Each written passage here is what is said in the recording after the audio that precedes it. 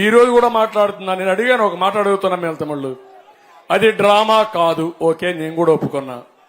రాయో ఏదో వచ్చింది, పడ్డది, ఉండాలి కదా, ఉండాలి కదా, నా వస్తువు ఉండాలి కదా.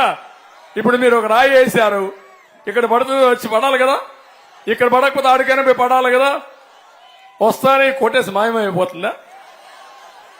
ఏం తమ్ముళ్ళు మాయమైపోతున్నానని అడుగుతున్నా మిమ్మల్ని అందరినీ.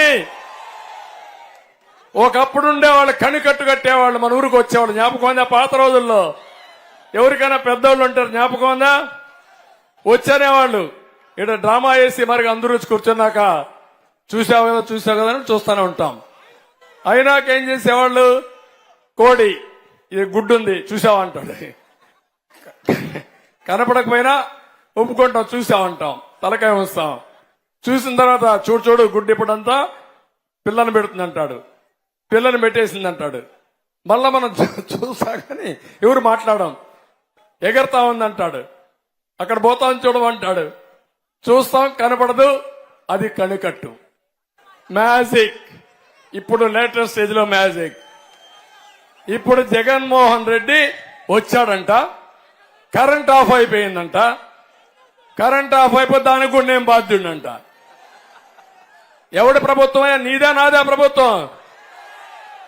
నీ ప్రభుత్వంలో నన్ను తిట్టావు, నా ప్రభుత్వంలో నన్నే తిట్టావు, నీ ప్రభుత్వంలో కూడా నన్ను తిడతావా నువ్వు?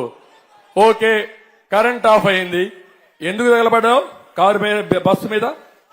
ఏం చేస్తున్నారు పోలీసులు? తీసుకుపోవాలి లోపలికి. నువ్వు ఒక విఐపి కదా, ఒక ముఖ్యమంత్రి కదా, సెక్యూరిటీ సమస్య ఉంది కదా, లోపల తీసుకుపోవాలా లేదా తమ్ముళ్ళు? తీసుకుపోవాలా లేదా? తీసుకుపోరు.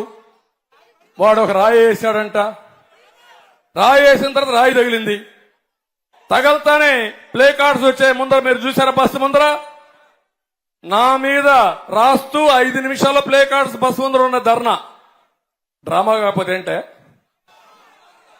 డ్రామా మాస్టరు, నీ డ్రామా కథలు అయిపోయినాయి, ప్రజలకు తెలిసిపోయింది, ఇంక నో మోర్ డ్రామా.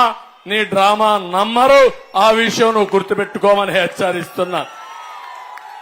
ఈ డ్రామా కంపెనీలు డ్రామాలు మానేయాలి, ప్రజా సమస్యలపైన పోరాడు.